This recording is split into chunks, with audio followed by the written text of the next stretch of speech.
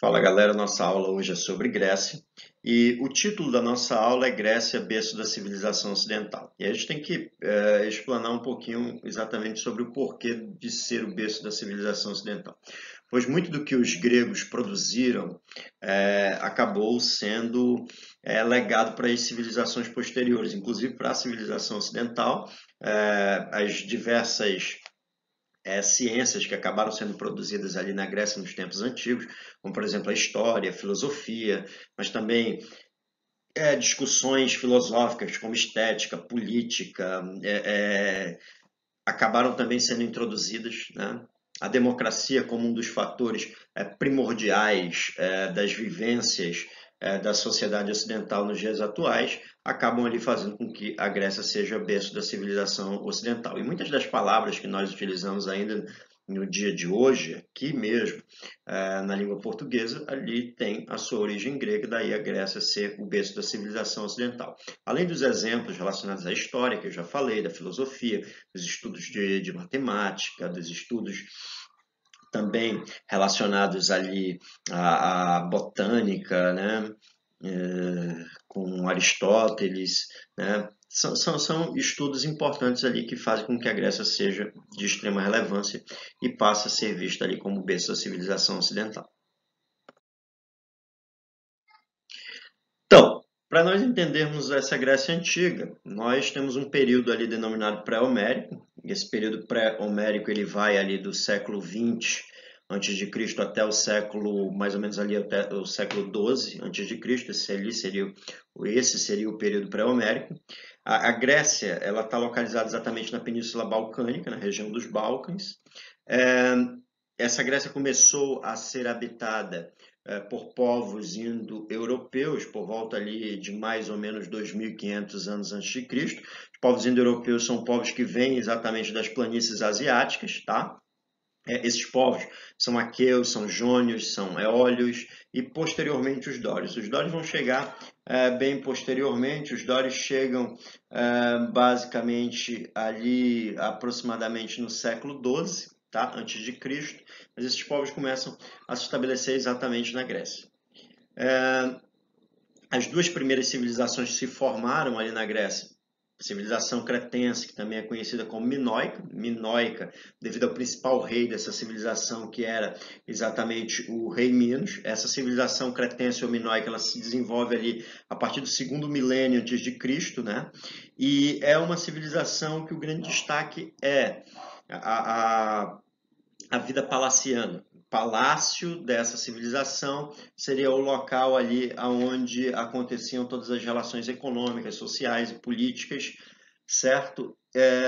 Não se sabe ao certo como essa civilização cretense ela desapareceu. Acredita-se ali que pode ter ocorrido uma ida de aqueus até Creta, né? A saída de aqueus da região de Micenas até Creta e destruído essa civilização, ou mesmo que ou pudesse ter ocorrido ali algumas mudanças climáticas, que terremoto que acabou desestruturando a civilização. A outra civilização, que é a micênica, ela se estruturou a partir de 1450 a.C. Ela é proveniente dos aqueus que invadiram a ilha de Creta e aí fundaram a cidade de Micenas posteriormente, invadiram a ilha de Creta e depois fundaram a cidade de Micenas. Eles iniciaram ali uma civilização que acabou, vamos dizer assim, absorvendo muitos dos costumes dos cretenses, tá? O legado que essa civilização, que essas duas civilizações, a cretense micênica ou minoico-micênica, deixou para a cultura grega posterior foram as crenças religiosas, o politeísmo, os códigos de honra, a língua, os mitos e as lendas que acabaram sendo legados para os gregos posteriores. Interessante aqui ressaltar, por exemplo, que em Creta, uma lenda muito conhecida é exatamente a lenda que gira em torno do Palácio de Knossos, a lenda do Minotauro, que demonstra bem como esse legado acabou sendo levado a posterior. Já o período homérico, Esse período homérico ele vai ser estabelecido a partir da desestruturação daquelas sociedades palacianas, a creto-micênica, e esse período será exatamente um período que vai se iniciar ali por volta do século XII, né? Principalmente com a entrada dos dórios na Península do Peloponeso. Essa entrada dos dórios na Península do Peloponeso vai fazer com que os outros grupos, eólios, jônios, acabem ali se espalhando pelas outras regiões. Tá? Esse período homérico vai ocorrer a organização social a partir dos clãs. Esses clãs seriam exatamente as famílias extensas, baseadas na comunidade rural, certo? Porém, essa comunidade gentílica ela entra em crise ali a partir do século VIII, né? A população vai crescer demais. Esse processo da população crescer demais vai precisar de uma quantidade de alimentos maiores, o aumento do consumo dos bens vai ser bem mais elevado. Com isso também vão ocorrer a escassez de terras, porque grupos vão querer, dentro do próprio clã, se apropriar das melhores terras, isso vai faltar terra para outras pessoas, então muitos decidem deixar a região e vão para outros lugares. Esse período aí homérico é o período com destaque exatamente para a guerra que ocorreu entre Troia e os gregos, né? Devido à lenda, conta exatamente que a lenda de Troia foi sequestrada pelo príncipe Paris, né? E a partir daí os gregos que tinham feito um pacto, um código de honra para salvar Helena, que era mulher do rei espartano Menelau, acabaram se unindo ali para derrotar exatamente os troianos. Aí, batalhas de Ulisses com perdão, de Aquiles com Ulisses, né? A ideia do Ulisses do cavalo de Troia são todas vinculadas à poesia que é dita que foi construída pelo Homero. No final, essa guerra, historicamente falando, ela foi uma guerra pelas propriedades férteis e pelo controle do comércio do mar Egeu.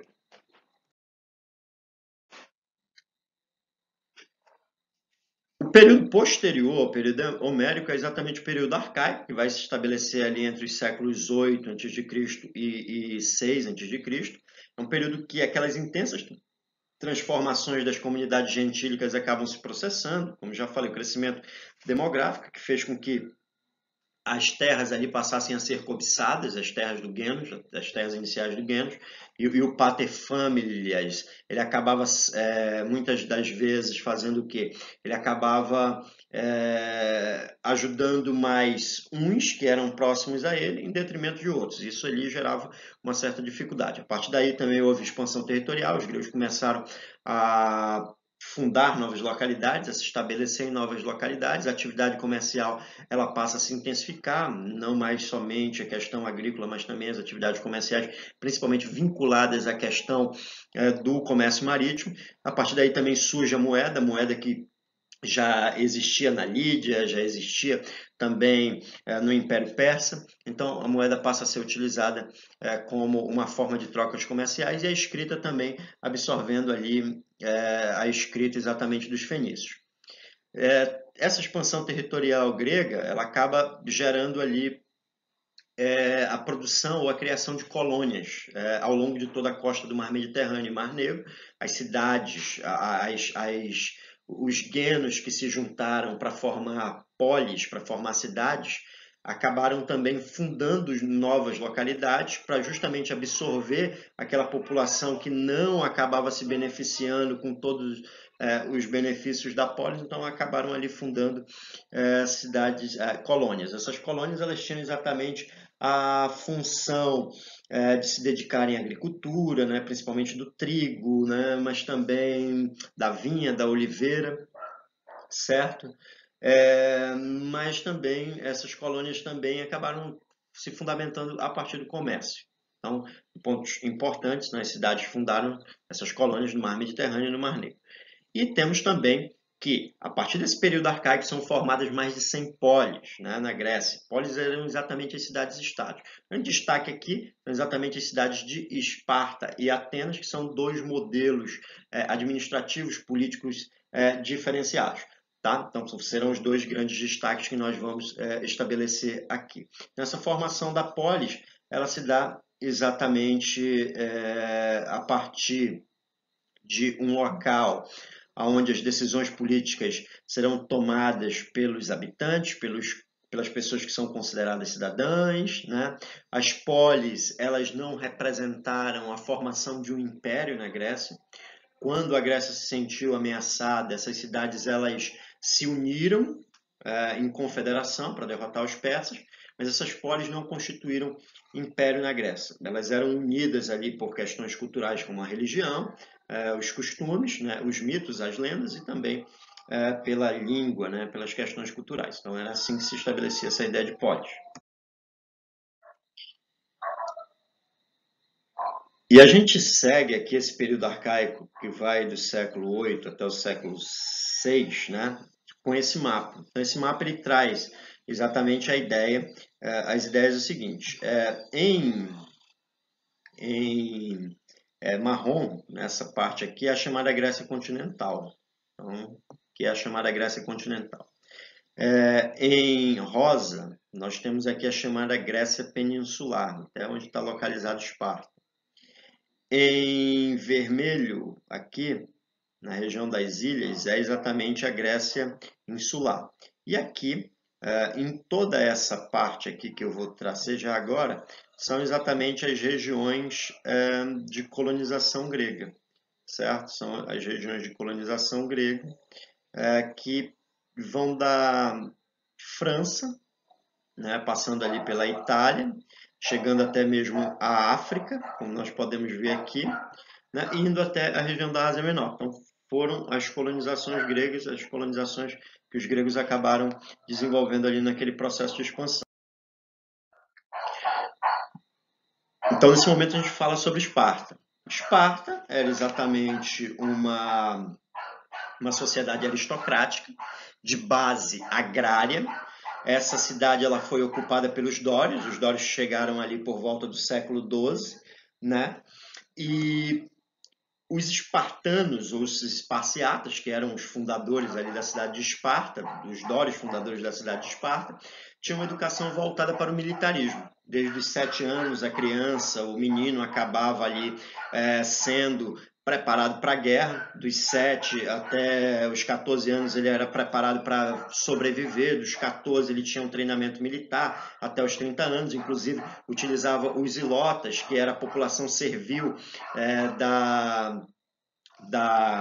de Esparta, como treinamento, né? A denominada cripté, tinha que matar o maior número de ilotas possível para se graduar e tudo mais. O trabalho era exatamente o trabalho servil baseado nos ilotas, que era a população inicial que estava ali em Esparta e que com o domínio dos dórios acabou sendo tornada serva. Não é uma população escrava, é uma população serva, já que eles são propriedades do Estado e não propriedades particulares.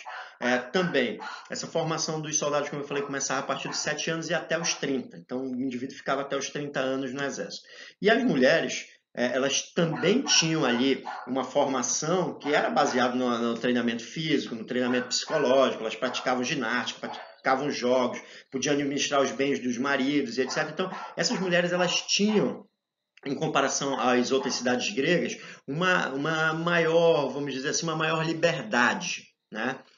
Então, elas podiam ali participar com maior veemência, com maior eficiência da administração dos bens dos maridos e trabalhavam ali de maneira mais próxima de direitos, tinham mais direitos, vamos dizer assim. Em termos políticos, nós temos isso aqui de Esparta. Vamos lá. Então, a estrutura política de Esparta ela é baseada da seguinte forma: havia uma diarquia formada por 2 reis, um com uma função religiosa, geralmente era um ancião, e o outro com uma função militar, geralmente era um jovem acima dos 30 anos. Havia a Jeruse, que era uma assembleia legislativa com 28 anciãos, era responsável por produzir as leis de Esparta. Esses 28 anciãos eram maiores de 60 anos. Havia também a Ápila, que era uma assembleia dos esparciatas, uma assembleia dos dórios, uma assembleia dos espartanos, né? Uma assembleia desse grupo denominado esparciata, que tinha funções eleitorais. Essas funções eleitorais eram para eleger os membros da Jeruse, também eleger ali os reis, né? Tanto da função religiosa quanto militar. e também para a eleição dos éforos, que era exatamente o conselho dos 5 cidadãos que tinham ali a missão exatamente de fiscalizar todas a diarquia, fiscalizar Jerusalém, mas também fiscalizar as ações da Ápela e também as funções executivas, a administração da cidade em si. E a sociedade estava dividida desta forma. Então, a sociedade espartana. No topo dessa sociedade estão aqui os denominados esparciatas. Esses esparciatas também eram conhecidos como homoios, né? Que eram os iguais. Eles eram homens com mais de 30 anos, eram proprietários de terra, somente eles podiam ter participação política nas terras, alguns tinham escravos particulares, né? Esses os que podiam ocupar os cargos públicos, eles se dedicavam à vida política e também ao treinamento militar. Abaixo estavam os periecos, que eram exatamente homens livres, mas que eles habitavam aos arredores da cidade de Esparta, porém, eles eram agricultores, eram artesãos, eram comerciantes, contudo não tinham direitos políticos, né? E o que acontecia era o seguinte, os espartanos, no momento de guerra, que precisassem utilizar desses indivíduos, eles utilizavam dos periecos. Daí aquela ideia lá de 300 espartanos lutarem contra os persas e vencerem, mas é porque tinha um monte de perieco ali que serviu para segurar a pressão também dos persas. E os ilotes, que era a população servil, era a população mais numerosa, tanto é que havia ali um controle demográfico a partir daquelas atividades da cripteia, não tinham direitos políticos, não tinham direitos sociais, não tinham direitos econômicos, eram obrigados a trabalhar nas propriedades do Estado e também poderiam ser, em alguns casos, colocados para trabalhar nas propriedades dos cidadãos espartanos. Mas os ilotes eles são servos, não são escravos, como comumente alguns historiadores ou alguns professores acabam colocando-os desta forma. Agora a gente vem à contraposição de Esparta, a gente vai falar de Atenas. A cidade de Atenas ela foi fundada pelos jônios, no centro da planície da Ática. Essa é uma sociedade ali que se formou a partir de uma territorialidade pouco fértil, né? Então, a partir daí, um território pouco fértil, mas com uma posição geográfica privilegiada, situado ali nas proximidades do Mar Egeu, promoveu exatamente que esses indivíduos pudessem ali ter uma vocação marítima, praticassem o comércio marítimo. E nesse sentido, a sociedade ateniense ela era dividida da seguinte forma: cidadãos e não cidadãos. Cidadãos nós temos os eupátridas, que são os membros da aristocracia, que se dizem ali os fundadores da cidade, os gergóis, que seriam os camponeses, e os demiurgos, os artesãos. Todos esses cidadãos, mas somente cidadãos, pessoas do sexo masculino, filhos de pai e mãe ateniense e maiores de idade, acima dos 21 anos de idade. E os não cidadãos, os metecos, que eram os estrangeiros, geralmente eles se ligavam ali ao eupátrida e viravam ali clientes, né, praticavam comércio, etc. E as mulheres e os escravos. Então, era essa a composição da sociedade. Atenas passou por um processo de evolução política, primeiramente uma monarquia, posteriormente uma oligarquia, que era chefiada pelos eupátridas, depois um golpe tirano do Pisístrato, do Híparco, do Hípias, e a democracia, né? A democracia que começa a se processar já lá com Dracon, com Solon, e se estabelece com Clístenes, e se desenvolve ainda mais com o Péricles no período de ouro da Grécia, ou no período de ouro de Atenas. E aqui nós temos a sociedade em Atenas. Então, nós podemos dizer que a sociedade se dividia em cidadãos e não cidadãos. Cidadãos era uma categoria formada somente por homens adultos e livres, né? Filhos de pais e mães atenienses, nascidos em Atenas. Calcula-se que até o século V a.C. havia cerca de 30 mil cidadãos em Atenas. E esses cidadãos, eles, a partir ali do governo de Clístenes, do mais pobre ferreiro até o mais rico proprietário de terra, todos vão poder participar das atividades públicas. Os metecos, eles eram os estrangeiros, não tinham direito de participar da vida política, né? Nem de possuir terras, mas se dedicavam ali às atividades do comércio e também ao artesanato. E os escravos, que eram constituídos ali por prisioneiros de guerra, filhos de escravos, não tinham direito à participação política e nem trabalhavam no artesanato. Eles trabalhavam, na verdade, no artesanato, né? E nas tarefas domésticas, nas minas, na agricultura. Alguns escravos também acabavam ali se tornando soldados, professores, né? Então, era uma gama variada ali de escravos que acabavam ali utilizando e exercendo as mais variadas funções. Então, em Atenas, a partir ali do século VII, houve uma rebelião do povo, dos cidadãos, ou daqueles que pretendiam a cidadania contra os eupátridas, que até então, até aquele momento, eram os únicos detentores da cidadania, que viviam ali no processo de uma oligarquia, né? E, a partir daí, surgem os legisladores, que promoveram as reformas sociais, né? Entre os séculos 7 e também ali o século 6 a.C. Esses legisladores eles foram de extrema relevância para a constituição de um alargamento no que diz respeito ali à cidadania grega, né? E aí nós temos o Dracon, né? Que foi um legislador, né? O Dracon ele foi responsável por promover as leis draconianas, né? Ele foi um arconte ateniense de origem aristocrática que desenvolveu ali as suas leis a partir de 1621 a.C. Ele tentou pôr fim aos conflitos sociais que existiam ali em Atenas. As leis draconianas eram leis muito duras, né? Ele foi um político revolucionário e então o Dracon ele ficou conhecido exatamente por fazer com que as leis elas pudessem ser para todos, inclusive para a aristocracia. Já o Solon também foi um grande legislador, e o Solon ali tem como grande difusão da sua ideia também promover ali uma menor desigualdade social, né? Uma menor desigualdade entre os cidadãos, né? E nesse sentido ele alargou a participação na eclésia para o homem maior de 30 anos, um homem que fosse livre, que não fosse escravo, filho de pai e mãe ateniense, mudando ali a estrutura social de Atenas. E a partir disso, nós temos a tirania na Grécia, essa tirania em Atenas, melhor dizendo, essa tirania ela vai ter ali como principais nomes o Pisístrato, o Ríspias, o Híspias e o Híparco, né?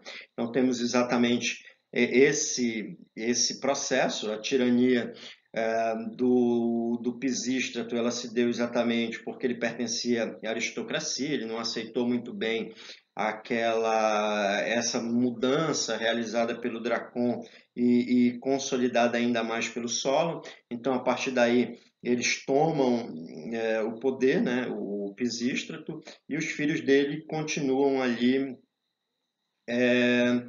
o seu legado. O Híspias e o Híparco também se tornando tiranos. Após a morte desses, o Clístenes assume o arcontado, e a partir daí ele transforma a eclésia, né? Essas reformas do Clístenes vão fazer com que ele seja conhecido como o pai da democracia, né? Com as reformas que ele acaba desenvolvendo.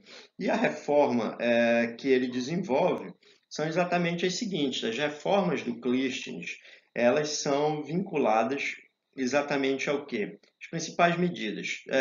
O estabelecimento dos direitos políticos, né? O estabelecimento de direitos políticos para todos os cidadãos atenienses. Todos aqueles que fossem filhos de pai e mãe ateniense, do sexo masculino, que nascessem na cidade de Atenas, que fossem cidadãos, eles tinham direitos políticos. E a participação direta de todos os cidadãos na vida política, né? Nos assuntos econômicos da cidade de Atenas. Participação também nos cargos públicos, através dos sorteios, né? Através da Assembleia. E a instituição do ostracismo, que era aquelas pessoas que ameaçavam a democracia, elas poderiam ficar 10 anos exiladas. Também o estabelecimento da organização do poder legislativo através do Bulê, Conselho dos 500, e também da Eclésia, que era a Assembleia que tinha a maior força ali. E o poder executivo passou a exercido ali por 10 estrategos, né, que esses eram escolhidos ano a ano pela Eclésia. Então foram algumas reformas aí estabelecidas pelo Clístenes, que é conhecido como o pai da democracia. A partir daí, essas reformas, todos os cidadãos podem participar.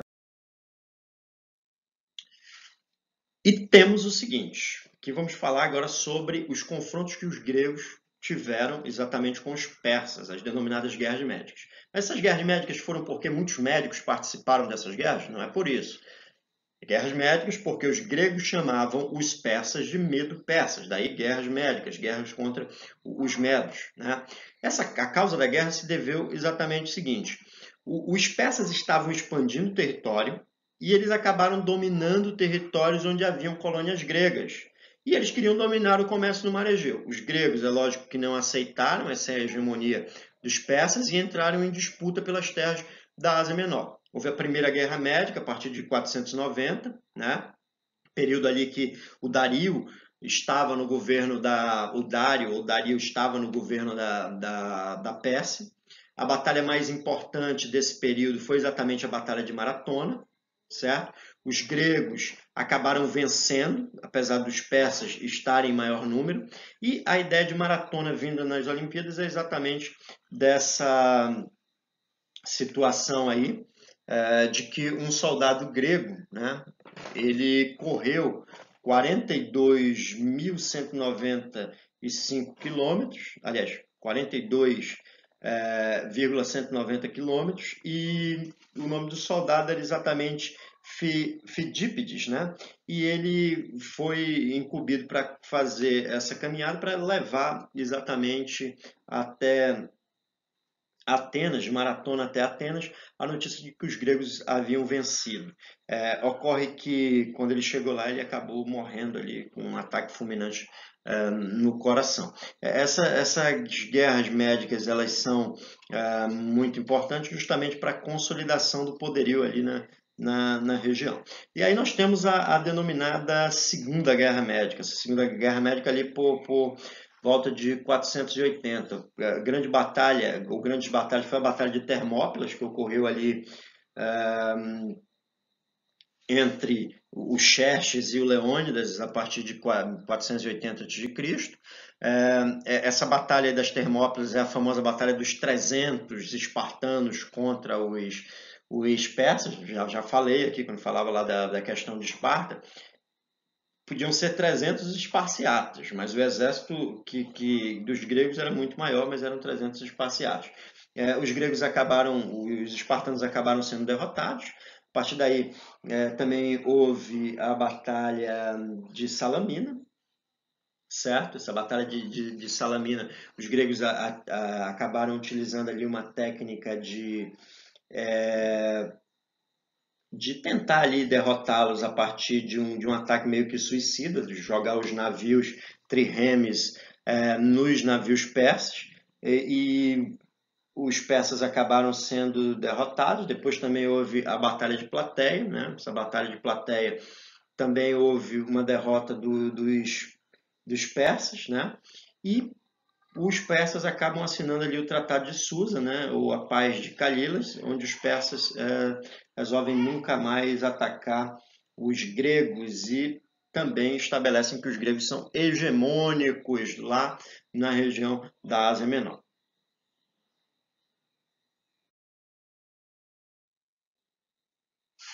E aí, depois da guerra greco-pérsica, ou guerra médica, houve a Guerra do Peloponeso. Essa Guerra do Peloponeso ocorreu porque Atenas havia criado a Confederação de Delos. A Confederação de Delos foi exatamente uma confederação, ou uma liga para a união das cidades-estados gregos para combater os inimigos, os persas. A partir daí, essa confederação de Delos, ela tinha exatamente a seguinte ideia: fazer com que eles se ajudassem economicamente, ajudassem politicamente. Porém, Atenas começou a usufruir dos recursos da Liga de Delos em seu favor. Isso fez com que Esparta não aceitasse tal situação e Esparta criasse exatamente a Liga do Peloponeso, que era justamente para se contrapor à Liga de Delos. Essa guerra, a Guerra do Peloponeso, ela durou entre 431 e 404. Ela foi também uma guerra ideológica, uma guerra de estilos, né? Uma guerra da democracia ateniense e uma guerra da oligarquia espartana. No final das contas, Esparta acabou saindo vencedora, só que isso enfraqueceu as cidades gregas. E esse enfraquecimento das cidades gregas vai promover o processo de desestruturação das cidades-estados e a conquista dessas cidades-estados pela Macedônia, pelo rei Filipe II, que nós vamos ver daqui a pouco. Então a gente fala agora um pouco de como eram os padrões culturais aqui dos gregos. Vamos falar da religião. Os gregos eles eram politeístas, acreditavam aí em diversos deuses, né? Esses deuses eles tinham características humanas, tinham aparências, virtudes e os defeitos dos seres humanos. O que diferenciavam ali dos seres humanos é que eles eram imortais. Cada cidade-estado tinha o seu deus. A religião, portanto, era uma religião cívica, né? Então eles promoviam festas ali para homenagear os deuses. A deus principal de Atenas era exatamente Palas Atena, de Olímpia, Zeus, o deus principal de Troia era exatamente o Poseidon, o deus principal de Esparta era Heracles, né? Heracles, o Hércules, né? Então são algumas situações aí que aparecem. E aí a escultura de Afrodite. Aqui a gente trabalha também com a Era de Ouro de Atenas, que foi um período ali de bastante difusão cultural, foi quando Péricles era exatamente o governador de Atenas, e nesse processo ali o Péricles se utilizou muito dos recursos da Confederação de Delos para melhorar urbanisticamente a cidade e também o desenvolvimento das artes, né? Então, grandes nomes vão surgir, né? Como, por exemplo, o teatro, né? Que vai ser em homenagem às festas ao deus Dionísio, que era o deus do vinho, o deus das festas, né? E dois gêneros clássicos vão surgir, a tragédia, a comédia. Os principais autores das peças que vão surgir são exatamente Ésquilo, Sófocles, Eurípides, Aristófanes, e a tragédia e a comédia, esses dois gêneros, eram justamente gêneros que falavam sobre o cotidiano, a vida das pessoas, faziam críticas políticas, críticas sociais, exatamente a tudo que acontecia na Grécia. E aí a gente passa adiante para outras manifestações culturais existentes na Grécia. Exatamente a filosofia. Sócrates inaugurando a filosofia antropológica, uma filosofia preocupada com o conhece a ti mesmo, o Platão querendo explicar a questão da alegoria da caverna, onde essa alegoria ela estabelece exatamente que muitas vezes nós vemos apenas sombras de realidade, quando a realidade verdadeira está no campo das ideias, e o Aristóteles pregando uma ideia mais vinculada ao experimento, ao conhecimento proveniente dos sentidos. Então, exatamente desta maneira. E aí temos também o Heródoto com a história greco-persa, considerado o pai da história, e o Tucídides com a Guerra do Peloponeso, dois eventos que acabamos de descrever.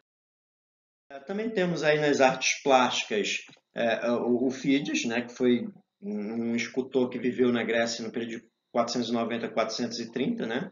Ele é o criador do Parthenon, né? E de diversas estátuas dos deuses gregos, tá? Temos também na arquitetura na era do Péricles o próprio Parthenon, que foi ali uma obra do Fídias, né? E na pintura os vasos gregos, né? Esses vasos e as cerâmicas com temas ali do cotidiano. Esses vasos ali eram pintados em cor escura ou cor mais clara e contava ali um pouco da vida dos gregos no dia a dia, uma excelente fonte histórica sobre o período.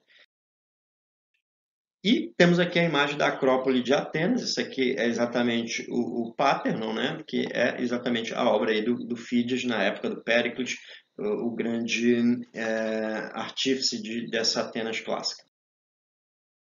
E aí, nós vimos que a Guerra do Peloponeso, ela propiciou com que as cidades-estados gregas elas entrassem em desgaste.